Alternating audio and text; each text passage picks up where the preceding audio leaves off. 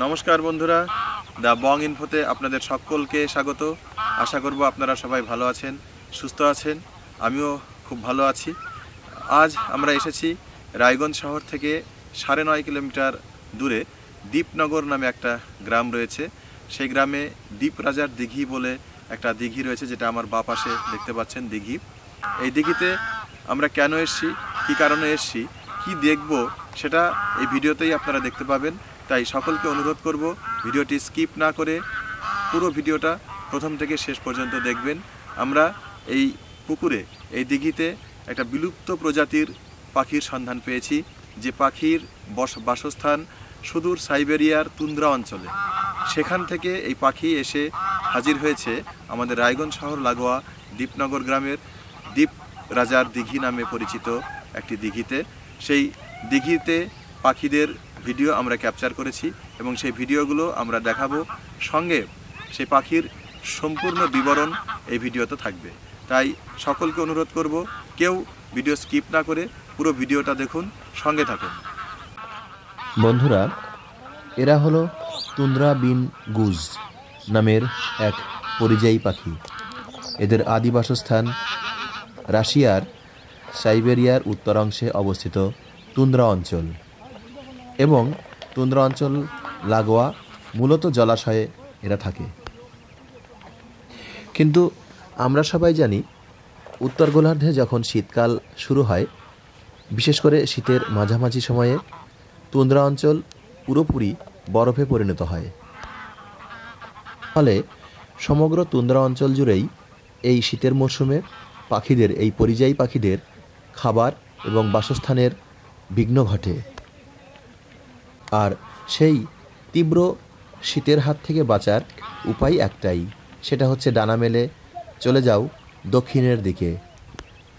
ডানায় ভর করে মূলত বেঁচে থাকার তাগিদে এরা এসে হাজির হয় ভারতবর্ষ এবং সংলগ্ন দেশগুলির সমতল ভূমিতে অবস্থিত জলাশয়গুলিতে। একটু উষ্ণতার খোঁজে এবং খাবারের আশায় মূলত হাঁস প্রজাতির এই পরিযায়ী পাখি প্রায় 4000 কিলোমিটার পাড়ি দিয়ে এসে হাজির হয় আমাদের দেশের সমতল ভূমির বিভিন্ন জলাশয়গুলিতে। অভূতপূর্ব দেখতে এই তুন্দ্রা বিন গুজ প্রজাতির পরিযায়ী হাঁসগুলির গড় ওজন হয় প্রায় 1.5 কিলো থেকে 4 কিলোর মধ্যে। এরা লম্বায় প্রায় 25 থেকে 35 ইঞ্চি হয়ে থাকে।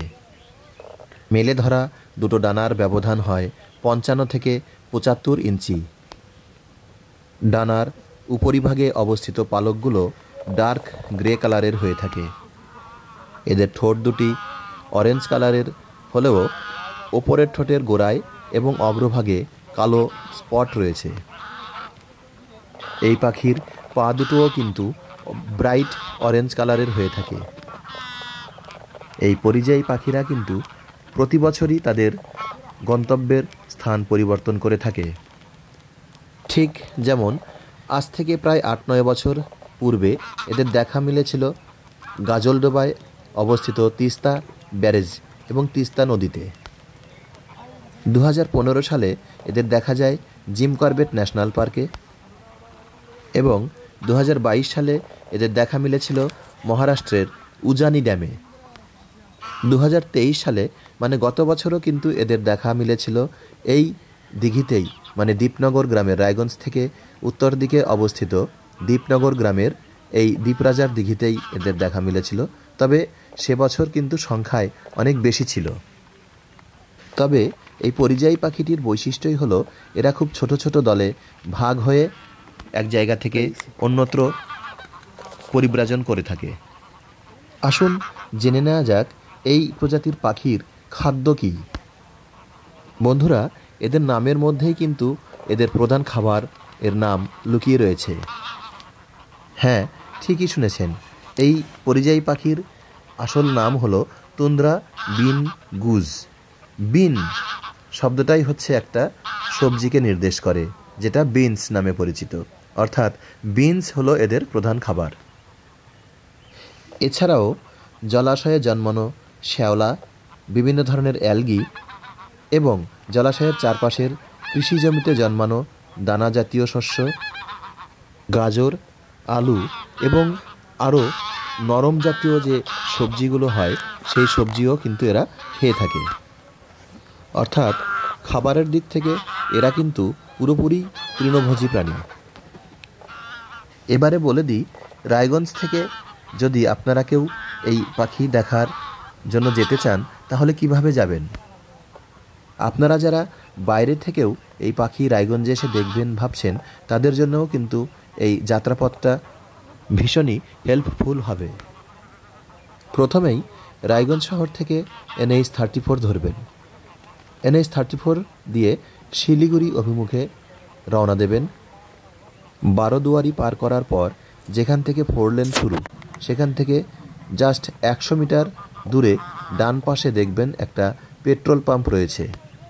পেট্রোল পাম্পটির সামনে এই 4 লেন রাস্তায় কোনো জেব্রা ক্রসিং আপনারা পাবেন না, কিন্তু মিডিলের ডিভাইডার দেখবেন কিছুটা গ্রামবাসীরা ভেঙে দিয়েছে, সেখান দিয়েই ওনারা যাতায়াত করেন।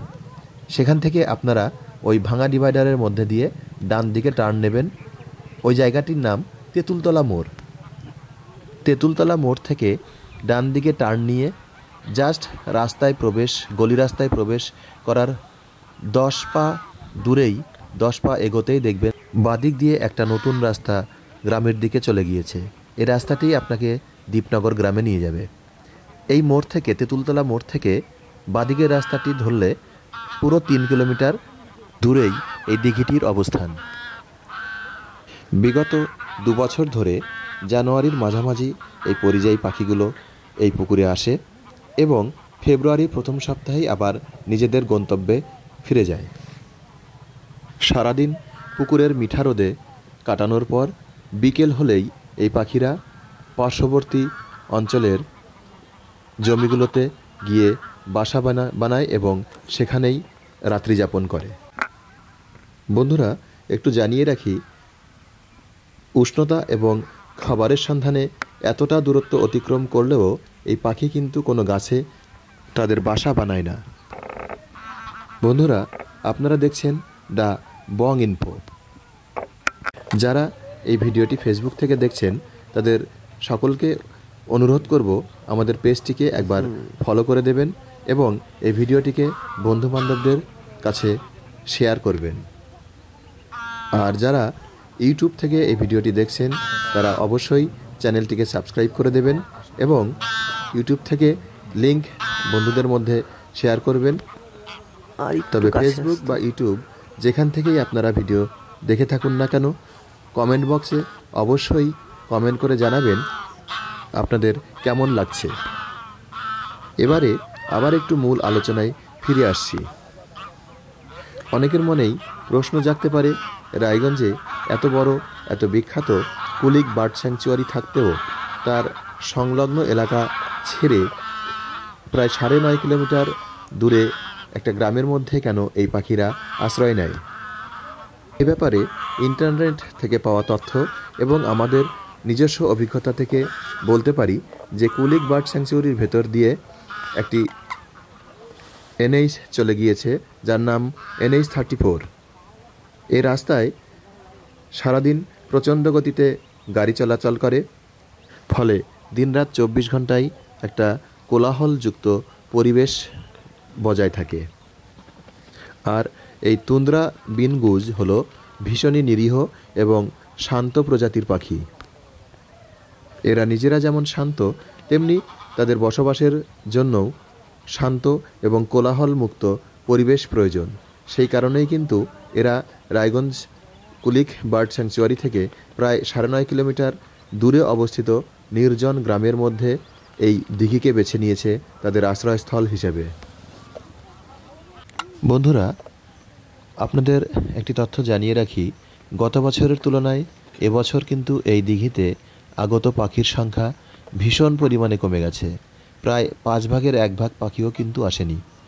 গত বছর আমরা দেখতে গিয়েছিলাম এই দিঘিতে পাখি, সে বছর কিন্তু এত পরিমাণে পাখি ছিল যে জল পর্যন্ত দেখা যাচ্ছিল না, কিন্তু এবছর তেমনটা নেই। তার কারণ হিসেবে আমরা যেটা দেখলাম সেটা হচ্ছে, আমি আগেই বলেছি এরা খাবার হিসেবে গ্রহণ করে পার্শ্ববর্তী অঞ্চলে চাষ করা বিভিন্ন শাকসবজি এবং দানা জাতীয় শস্য। আর পার্শ্ববর্তী অঞ্চলে দেখতেই পাচ্ছেন এই দিঘির চারপাশে চাষ হচ্ছে ভুট্টা, এবং এই ভুট্টার জমি সহ পার্শ্ববর্তী যে অন্যান্য জমি রয়েছে যেখান থেকে এরা খাবার সংগ্রহ করে, সেখানে ব্যাপক মাত্রায় রাসায়নিক সার এবং কীটনাশক ব্যবহার করা হচ্ছে। এই রাসায়নিক সার এবং কীটনাশকের দরুন এদের খাবার সংগ্রহে কিন্তু ব্যাঘাত হচ্ছে, খাদ্য শৃঙ্খল যেটা, সেই খাদ্য শৃঙ্খল বিঘ্নিত হচ্ছে। তাছাড়াও মাছগুলি পাখিরা কৃষকদের ফসল যেহেতু খায়, ফলে কৃষকরা আর্থিক দিক থেকে ক্ষতিগ্রস্ত হন। এবার কৃষকরা এই পাখিদের তাড়াতে বিভিন্ন ধরনের ট্র্যাপ ইউজ করেন বা বিভিন্ন ধরনের প্রতিবন্ধকতামূলক ব্যবস্থা নিয়ে থাকেন, যাতে পাখিরা জমিতে বসে তাদের ফসল খেতে না পারে। আপনারা দেখতেই পাচ্ছেন, এমনকি যে দিঘিতে এরা এসে আশ্রয় নিয়েছে, সেই দিঘির মাঝেও কিন্তু একাধিক জায়গায় বাঁশ গেড়ে রাখা হয়েছে, যাতে এরা সঠিকভাবে উপর থেকে উড়ে এসে নিচে বসতে গেলে বাঁশে খোঁচা খায় এবং খোঁচা খেয়ে আবার উড়ে চলে যায়। মানুষের সৃষ্টি করা এই প্রতিবন্ধকতাগুলোর জন্যই কিন্তু এই দিঘিতে দিনের পর দিন এই পাখির সংখ্যা ধীরে ধীরে কমে যাচ্ছে। এছাড়া গ্রামের মানুষের সাথে কথা বলে যেটা জানতে পারলাম, কিছু চোরা শিকারিও কিন্তু এই পাখিদের ধরার জন্য বিভিন্ন প্রকারের ট্র্যাপ ইউজ করে, যে ট্র্যাপে পাখিদেরকে ধরে তারপর তার মাংস হয় নিজেরা খায়, নতুবা বাজারে বিক্রি করে। যেহেতু স্বভাবগত দিক থেকে এরা অনেকটাই নিরীহ প্রজাতির পাখি, তাই এই মানুষের সৃষ্টি করা বিভিন্ন বাধা বা চোরা শিকারীদের ট্র্যাপে পড়ার ভয়ে এরা কিন্তু এই দিঘিকে ধীরে ধীরে বয়কট করার দিকে যাচ্ছে। আমরা অন্তত যত প্রজাতির পরিযায়ী পাখি দেখেছি, তাদের মধ্যে এই তুন্দ্রাবিন গুজ দেখতে যে অবর্ণনীয় সুন্দর, সেটা কিন্তু বলার কোনো অপেক্ষা রাখে না। এদের সৌন্দর্যের পরিচয় এই ভিডিওর শেষ অংশে দেখতে পাবেন। ভিডিওটির শেষ অংশে আমরা তুলে ধরেছি কিভাবে এরা ঝাঁকে ঝাঁকে পুকুর থেকে উড়ে উপরে উঠে যায় এবং আবার ঝাঁকে ঝাঁকে এসে এই পুকুরে বসে। যখন ঝাঁক বেঁধে বা দল বেঁধে এরা আকাশে ওড়ে, সেই দৃশ্য যে কতটা অবর্ণনীয়, সেটা আপনারা নিজেরা না দেখলে বিশ্বাস করবেন না। তাই সকলকে অনুরোধ করব, স্কিপ না করে এই ভিডিওটির শেষ পর্যন্ত দেখুন। আপনারা আশা করি আনন্দ পাবেন। যখন এরা আকাশে ওড়ে, গ্রে কালারের ডানার নিচে ঝুলে থাকা দুটো অরেঞ্জ কালারের পা এক অভূতপূর্ব সৌন্দর্যের পরিচয় দেয়। এরা যেহেতু দলবদ্ধভাবে থাকে, ভিডিওটিতে খেয়াল করবেন যে একটি বা দুটি পাখি যখন ডাকতে শুরু করে, তখন দলের বাকি পাখিগুলো কিন্তু চিৎকার করে ডাকতে শুরু করে, এবং সেই শব্দ, পাখি ডাকার যে আওয়াজ, সেটা যে কতটা শ্রুতিমধুর তা আপনাদের বলে বোঝানো যাবে না। আমার দর্শক বন্ধুদের এই পাখির ডাক এবং ওড়ার দৃশ্য দেখার জন্য আমি আমার ভয়েস ওভার এখানেই শেষ করলাম। কিন্তু আপনারা কেউ ভিডিওটি বন্ধ করবেন না বা ভিডিও ছেড়ে অন্য কোথাও স্কিপ করবেন না। পুরো ভিডিওটি দেখুন, আশা করি আপনাদের ভালো লাগবে। আর আবারও বলছি, আপনাদের কেমন লাগলো সেটা এই ভিডিওর কমেন্ট বক্সে অবশ্যই জানাতে ভুলবেন না যেন।